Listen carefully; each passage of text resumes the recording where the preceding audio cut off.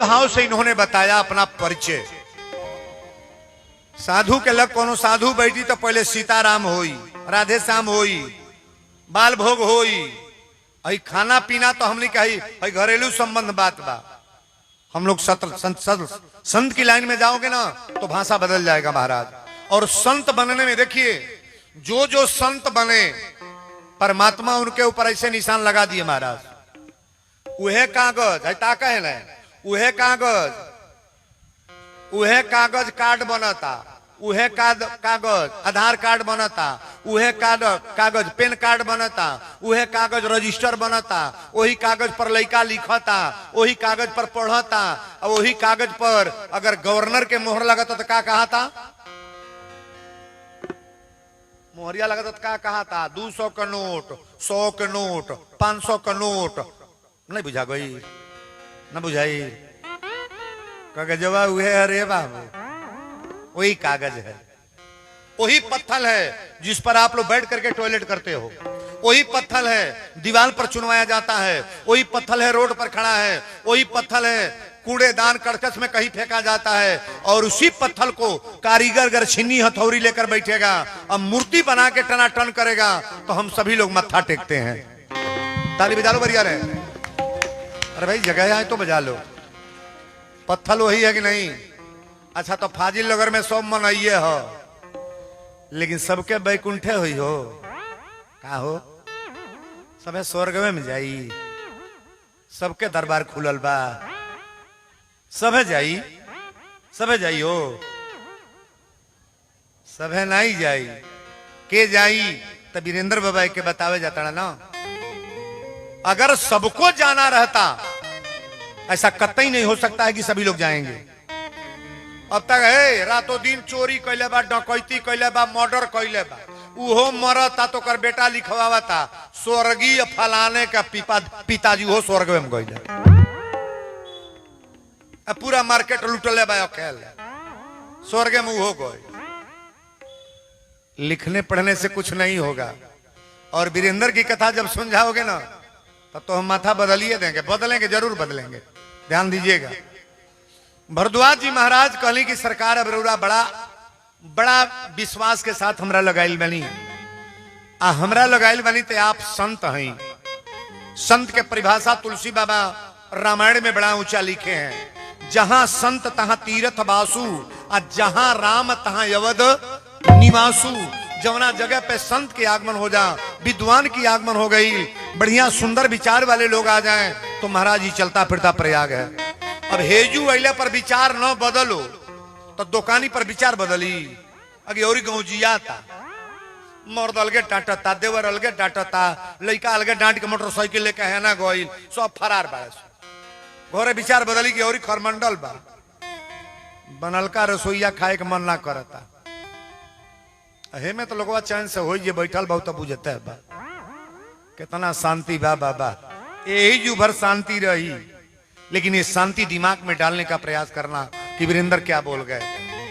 भरद्वाज जी महाराज पैर छू के कहली कि सरकार जब आप आए हैं तो हमारा एक निवेदन है। कल का पहली चौपाई कथा का, चाहे कितनों बड़े विद्वान हो, यहीं से कथा प्रारंभ होगी जब मैं बोलने जा रहा हूं। प्रवचन का कार्यक्रम यहीं से है, चाहे जिनकी कथा आप सुनो लेकिन कथा तो यहीं से होगी महाराज। क्या 3 ताल 16 मात्रा की चौपाई है यह। गाने बजाने वाले लोग गौर करेंगे, जो कीर्तन भजन गाते हैं अपने परिवार में, गांव में, और पूरी मार्केट में हरण लगा है। ये वीरेंद्र बाबा रामचरितमानस को श्री गणेशाय यहीं से कर रहे हैं। श्री भरद्वाज जी महाराज हाथ जोड़ के यहां से पूछा नहीं का कि राम कवन मैं पूछूं तो ही कहिए बुझाई कृपा निधि मोही। राम कवन मैं पूछूं तो ही कहिए बुझाई कृपा निधि मोही। राम कवन मैं पूछूं तो ही, राम कवन मैं कहिए बुझाई कृपा निधि मोहि, कहिए बुझाई कृपा निधि मोहि, कहिए बुझाई कृपा निधि मोहि। कहिए बुझाई। कथा के जितने श्रोता आए हैं थोड़ा हमारे तरफ ध्यान देंगे। ये 3 ताल 16 मात्रा की चौपाई अब यहां से खड़ा कर रहे हैं हम। राम कवन मैं पूछो हूं तो ही, इनका प्रश्न का बा कि राम कौन है। सरकार बताने का प्रयास करें आप कि राम कौन है। ये प्रश्न कठिन है कि नहीं है? नहीं है। समझने का प्रयास करना कि कथा में वीरेंद्र क्या बोल गए। पहले दिन की कथा है, जो आज बोलेंगे सो कल नहीं होगा। जो आज हम प्रवचन करेंगे ना सो कल नहीं होगा, और जो कल बोलेंगे वो परसों नहीं होगा, चूंकि रामायण को सीरियल बोलने जा रहे हैं। राम कौन मैं पूछूं तो ही, कहिए बुझाई कृपा निधि मोहि। एक राम अयोध्येश कुमारा, तिनकर चरित विदित संसारा। ये दशरथ के पुत्र राम हैं, अकी घट घट के राम हैं। राम कौन है बताने का प्रयास करो आप महाराज। अच्छा बताइए, आप हमसे पूछें कि राउर नाम का हो, आप हमसे पूछें कि आपका नाम क्या है, और हम कह रहे हैं कि मैं गोरखपुर से आ रहा हूं, तो ये आंसर गलत है कि सही है? गलत है। आप मेरा नाम पूछ रहे हो ना, हमको बताना चाहिए कि मेरा नाम वीरेंद्र है। आप पूछें आपका नाम क्या है और हम कह रहे हैं गोरखपुर से आ रहे हैं, तो ये आंसर गलत हो गया। ये कहले कि राम कौन मैं पूछूं तो ही, कहिए बुझाई कृपा निधि मोहि। एक राम अयोध्येश कुमारा, तिनकर चरित विदित संसारा। राम के नाम एको बेरी लेबे ना कोइला। अच्छा, जैसे जौन पूछाई तो बताई कि उल्टा बतियावे लगी कि जी हम जौन पूछब तो न रुआ बताए, बाकी अलगे से बताए। एक बार राम का नाम इन्होंने नहीं लिया, राम का परिचय नहीं बताए, राम का चर्चा नहीं बताए, कौन कथा शुरू कर दिए? तो तुलसी बाबा यही डाल रहे हैं। एक बार त्रेता जुग माही,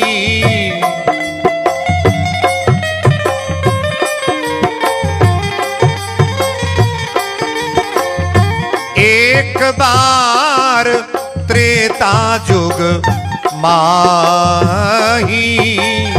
शंभु गए कुंभज ऋषि पाही। राम जय राम जय राम, जय जय राम राम राम। जय राम जय राम, जय जय राम। बोल दी शंकर भगवान की जय। कथा तई पूछल है कि राम कौन है, लेकिन राम के नाम नहीं लिहले, कौन और बदल गई है। एक बार त्रेता जुग माही। ये कथा किस युग की है? त्रेता की। कब के हो? अच्छा, तो त्रेता की कथा बा। आज ये कथा होता तो नया लगता कि पुरान पुराना बजाता। पुरान हो गए लो। ए हमनी का ना पुरान हो जाए, भगवानो पुरान हो ले। भगवान की कथा पुरान होगी। त्रेता की कथा है, त्रेता की बाद द्वापर, द्वापर के बाद ये कलयुग चल रहा है, लेकिन कथा तब की है, आज भी कथा नहीं है महाराज। एक बार त्रेता जुग माही, शंभु गए कुंभज ऋषि पाही। भगवान शंकर जी अपनी औरत के कथा सुनावे लेके जाता नहीं। ये पूछले हैं राम कौन है, राम को बताने का प्रयास करें। अब राम के चर्चा ना बतौले, शंकर जी का कथा शुरू कर दिया। हम बतौली है ना, जब तक शिव को नहीं जानोगे तो राम समझ में आने वाले। शिव द्रोही ममदास कहावा। शिव से द्रोह करने वाला व्यक्ति राम का प्यारा नहीं होगा। जहां पर कृपा न करही पुरारी, सो न पावे मुनि भक्ति हमारी। जब तक शंकर जी की कृपा नहीं होगी तब तक राम की कृपा होने वाली। पहले शिव को पकड़ो आप। बोलो शंकर भगवान की जय। एक बार त्रेता जुग माही, शंभु गए कुंभज ऋषि पाही। शंकर जी अपनी मेहरारू का कथा सुनावे लेके चलल। शंकर जी की मेहरारू का नाम अब इन पार्वती रटल जाई कहिया रट बुझाओ दादा कथवा सुने पार्वती नहीं गईली बार बार देखो एक ही बात न बोलना पड़े के जाता कथा सुने प्रथम जन्म दक्ष गृह जाई आ नाम सती सुंदर तनु पाई प्रजापति राजा दक्ष के बेटी रहली आ नाम रहे सती शंकर जी के पहली मेहरारू का नाम सती का नाम हो सती रट लो फिर न पार्वती कह दी हाँ फाजिल नगर के लोग के बड़ा पढ़ाऊ को पड़ेला पार्वती तो दूसरा जन्म में आयल बड़ी कथा तो आगे के बा ना जब सीरियल सुनत जाए तो मिलिए रास्ता में कहियो पार्वती भेटाइए जाए बोलो शंकर भगवान की जय शंकर जी अपनी सती के कथा सुनावे लेके देखिए एक बात बता दें हम आपको कभी भी कथा में जाए ना अगर हस्बैंड खाली समय में है तो साथ में ले लिया करो आप हस्बैंड अगर आए हैं और महिला खाली समय में है तो साथ में लेकर के कथा में आओ बड़ी अच्छी कृपा होगी अच्छा बताइए कथा दोनों लोगों को बैठ करके सुनना चाहिए कि नहीं खाली मेहरारू बदली या मर्द बिगड़ जाई का हो खाली मेहरारू बदली मेहरारू तार इज्जत करो आरती उतारो गोड़ लागो अब तू खरमंडले में रहो ना बदले परी हमने के दोनों जने रह जाते वीरेंद्र बाबा बोलिए तो समझ में आई मान लो हम एक वाली कह दी एक वाला कहबे ना करी तो गड़बड़ न हो जाई बोलो शंकर भगवान की जय शंकर जी कहले कि चला कथा सुने कथा होता कली कहां कहले कि पर्वत पर कथा होता कुंभज ऋषि जी कथा कहतनी शंकर जी लेके चले तुलसी बाबा लिखले कि एक बार त्रेता युग माही शंभु गए कुंभज ऋषि पाही कुंभज ऋषि जी की यहां लेके गईली आ जब शंकर जी लेके गईला तो अपना सती के लेके आगे बैठली कथा में आगे बैठना चाहिए कि पीछे कब्बो आगे बैठना चाहिए देखिए बड़ा ध्यान से सुनिएगा शंकर जी लेके आगे में बैठली सती से कहले प्रेम से आसन लगा लो अब कथा होके जाता तो जे कथा बाचे बैठल रहल श्री कुंभज ऋषि जी महाराज जब दोनों जनी के देखले तो दोनों हथवा जोड़ के टप दे प्रणाम कैले अच्छा बताई वीरेंद्र बाबा अपनी मतवा के लेके सथवे आम है अरे हमार भर गोड़ लागी उनके न लागी तो झगड़ा हो जाएगी ना ना होई गरबा गोले पर कहिया रौरे साथे हम जाइब ना अरे लोग गोड़ लगा था हमके क्यों पूछते प्रणाम करना है तो दोनों को ना हमरा कुंभज ऋषि जी कहले जब हमरा महादेव जी आए हैं और संघ में माता जी तो दोनों हाथ जोड़ के एक जने के गोड़वा नहीं लगला कौ जने के तुलसी बाबा लिखा तनी संघ सती जग जननी भवानी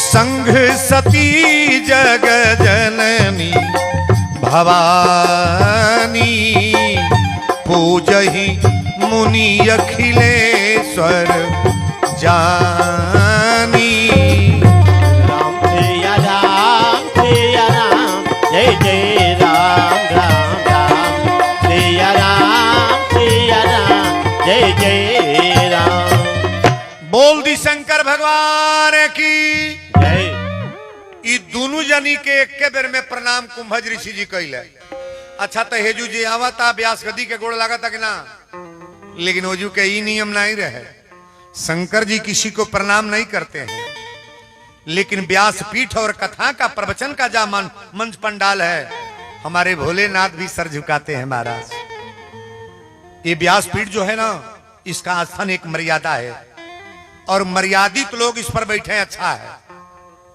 बाबा लिखे हैं कि जेही गावे है चरित्र समारे ते ही है ताल चतुर रखवारे विद्वान पहले अपने को सुधर जाए तो व्यास गद्दी पर पकड़े महाराज वीरेंद्र बाबा सुरती खां पुकार खां गांजा पिए और तोहके कहे दारू छोड़ो तई हुकाए वाला बात बा कि ना बा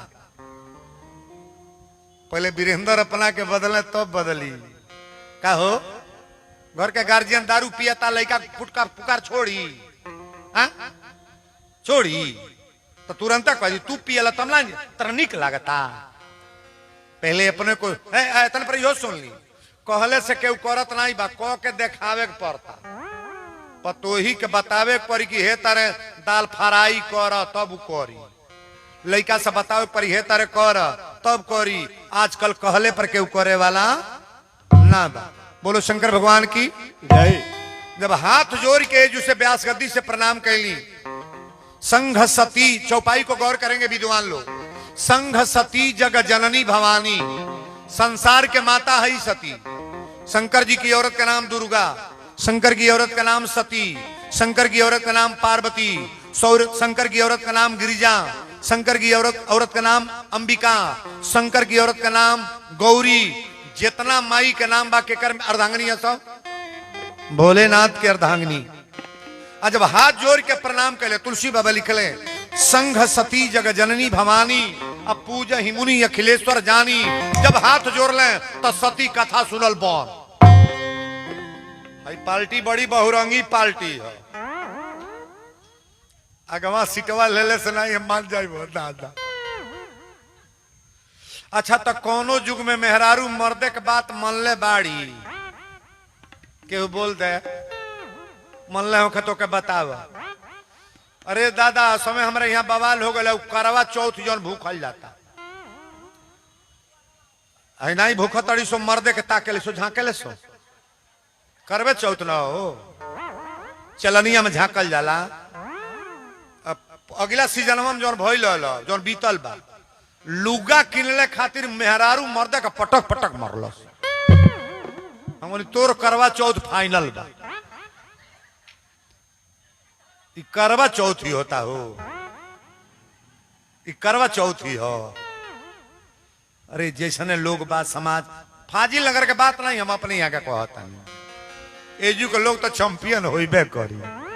अब बुझे वाला तो बुझते बा बाबा कितना चैंपियन। हमरो 3 साल से आवत नहीं सबके जान न गइल बानी। बोलो शंकर भगवान की जय।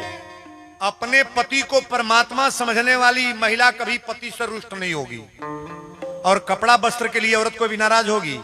उसके भाग में जो होगा कौन हस्बैंड नहीं चाहता कि मैं बढ़िया पहनाऊं, कौन नहीं चाहता कि मेरी औरत का बढ़िया गहना रहे। लेकिन आप जानबूझ करके बरियाई करके और बेइज्जती करो हस्बैंड का तो ये कोई बड़कपन नहीं है। करवा चौथ किसका सुहाग का व्रत है? अपने हस्बैंड का, पति का। और पति का मारत ये तो व्रत हो।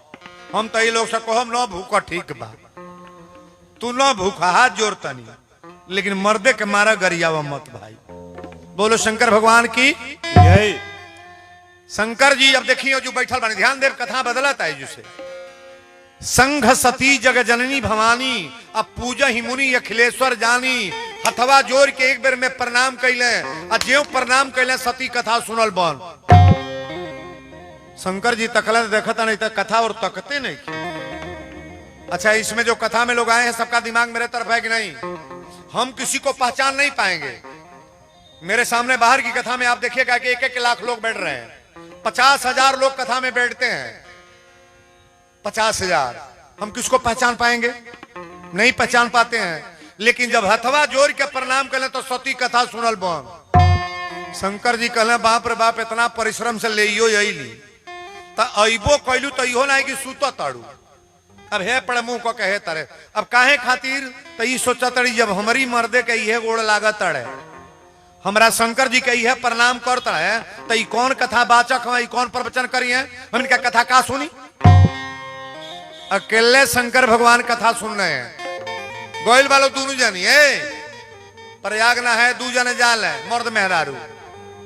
मेहरारू जो सब बुराई छोड़ के चल आई अब गलती ना ही हुई अब वो सुरती चुनौती थैली में धैल ही चली आई कब हिन खाई। उस नहाने से क्या मतलब है?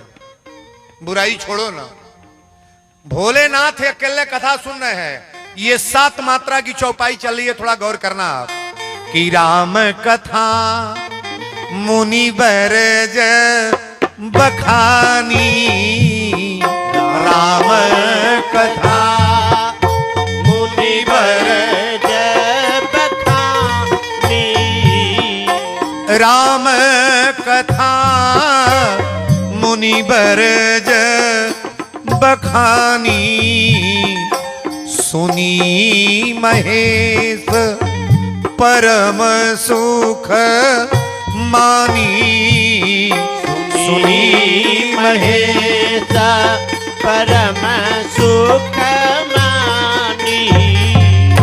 बोल दी शंकर भगवान की जय। राम कथा मुनि बर्ज बखानी आ सुनी महेश परम सुख। अच्छा बताई प्रवचन के सुनल, कथा के सुनल? शंकर भगवान अकेले प्रवचन सुन रहे हैं, लेकिन माता सती कथा ना सुन ली। जब कथा के विश्राम भइल, प्रवचन समाप्त भइल, तो शंकर जी कहले अब चलो चलो।